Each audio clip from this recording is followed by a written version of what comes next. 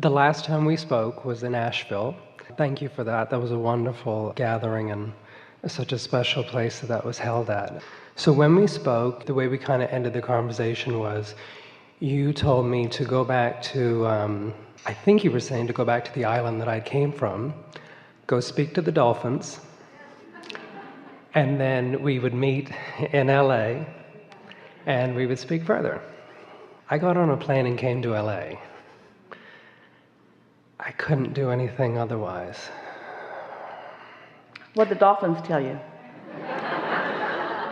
What did they tell me? Well, the closest to the dolphins that I found was a mural in Santa Monica. I sat and looked at the painting. So you returned to the island, but you did not speak to the dolphins? No, I did not go to the island. I came straight to LA. Go to the island and speak to the dolphins.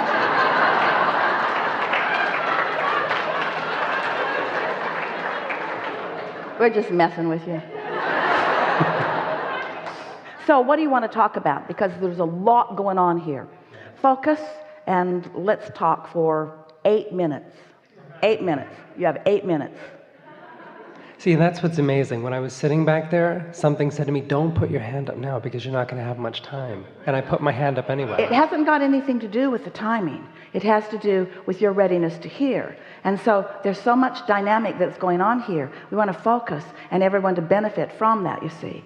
So we're ready to jump in with anything that you are ready to focus upon. But you got to focus upon what matters. So if you were in a position where you, brilliant you, perfectly timed you, inspired you, had an opportunity to speak with infinite intelligence about something, about one thing, what would you choose? What is it that you want to know above all other things? We'll have to talk about a few things, but okay. It just feels like such incredible disconnection or gap from me now and... So what you're saying is, Abraham, I'm not in the receptive mode, but I want you to tell me things that I can hear anyway. And what we want to say to you is, we could talk all day. We could discount everybody else in the room, and we could give our undivided attention to you, and we could give you the answers to everything that matters to you, and you would not be able to hear it unless you were in the receptive mode. So let's get in the receptive mode. What do you say about that? Or do you think you're ready? Do you think it's possible to do very quickly? Not in 8 minutes. Not in 8 hours, not in 8 days. Do you think that you understand that there is a receptive mode? There has to be, yeah. So it's logical. Do you think you have ever experienced it? Can you remember ever experiencing it? Esther experienced it this morning. Her sister called her and said, do you want to hear something really cute? And Esther said, of course. And she said, little Ava, she's just really little, like 3 years old, said to her mother, Mom, how far away is the North Pole? And her mother said, well, I think it's about probably 10,000 miles. Ava said, no, 4,800. Siri told me as the crow flies.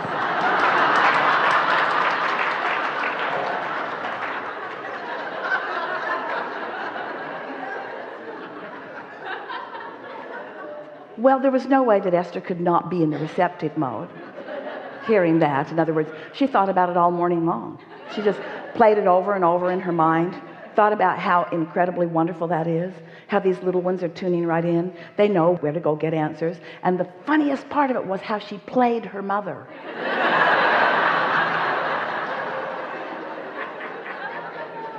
She didn't say, Mom, Siri told me how far it is to the North Pole.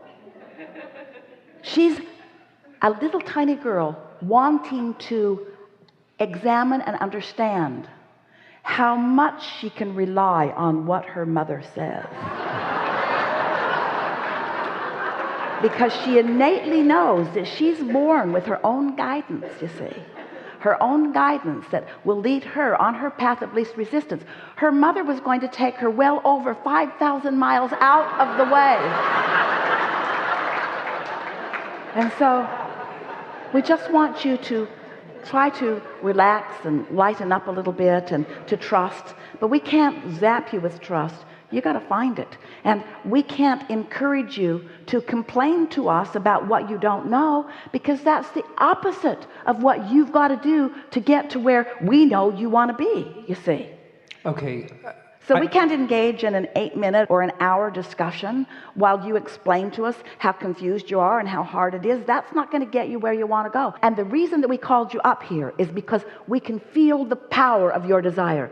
We did not recall who you were when we picked you from this. The reason that Esther saw the energy around you is because you have a desire that is outstripping, outdoing your belief that is hindering. So that's why you're here. You've got enough desire to carry you, but you've got to stop keeping your doubts and those hindering beliefs active, which means you've got to stop talking about them. You've got to find a way to stop keeping them active, because that's what's holding you out of the receptive mode. We made an end run. In other words, we picked you from the crowd because we could feel the power of your desire, and law of attraction is doing that all of the time. But if you're not in the receptive mode, then you're missing all the time, all the avenues, all the opportunities, you see. I want to be in that receptive mode. It's gotten to the point where Don't say it. Well, it's gotten to the point, oh, that's not the end. It'll get to another point and another point and another point and another point and another point. There is no ending to the train of resistance, and you can get going, you see. And it's all just because of one very early learned, slight misunderstanding. Somehow you got convinced that you have to work your way to your success or struggle your way there.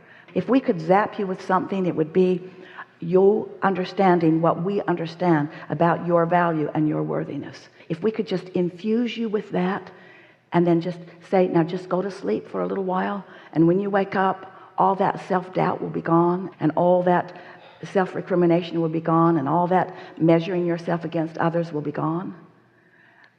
But it's something we can project, but it's something that you have to match.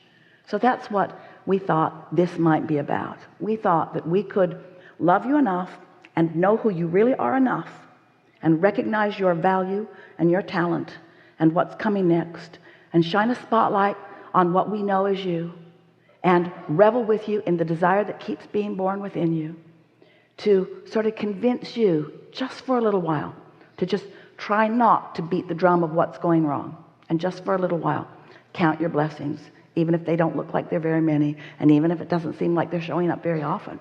That's what you got to do. You got to look for the good stuff, and it will become more, because if you look for the bad stuff, it becomes more. And what's so interesting about it, there's so much good stuff coming to you. Look at you. Look at you. Do you know how many people would like to sit there and look like you look?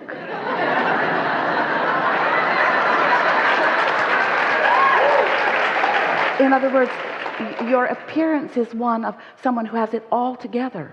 You look like someone who has the world by the tail. But you see... What are you talking about? Because that could only be looks. Say again? That could only be looks. Well... That's like words on a page that don't... Do you think most of your life you've been trying to compensate for that? Did somebody tell you, oh, you've got it too easy? It's not fair for it to be so easy for you. Look at you. Did you get some of that along your physical career? Where did you learn that stuff? Where did you pick that up? Can't you understand that this is the thought that's turned to thing, and can't you revel in the magnificence of that? You see what we're getting at? Do you sort of, kind of? Well, this is what we're going to tell you. We are going to hold you as our object of attention for the rest of your life. We're going to think about who you are. We're going to know what you know and what you want. And we're always going to be vibrationally there for you, just like we have been, and just like source energy has been. And you, little by little, will find a way to let more and more of it in, until one day we won't be having this conversation where we're trying to convince you. You will be feeling it, and you will be expressing it to us in a way that it is as if you are trying to convince us. Abraham, you have no idea how my life has turned around. I wish I could explain to you the incremental improvement, but it happened so gradually, I sort of kind of lost sight of it. But it seemed like every day things just got better and better for me. I just feel an ease about life. I'm no longer struggling to try to make things happen. I finally accepted that my goodness is enough without me defending it to anyone or proving it to anyone. I'm just sitting there and letting it be. And good things are swarming all around me all the time. Just like the dolphins that I saw so long ago. Yeah. Yeah.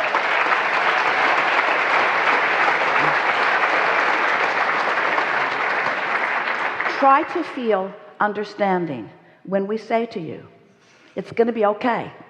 And now we're not going to talk anymore. All right? Just take what we gave you and try to find something in it that was meaningful for you. And then see if things don't get just a little bit better right away.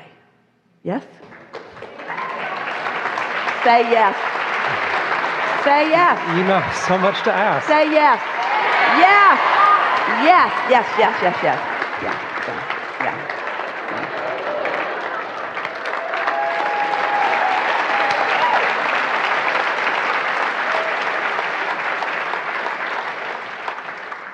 They're clapping for you. They could feel your receiving mode. They can sense what's coming for you. They could feel the futility of pushing forward because they've all lived it, haven't you? Any one of you could imagine yourself sitting there having that conversation with us about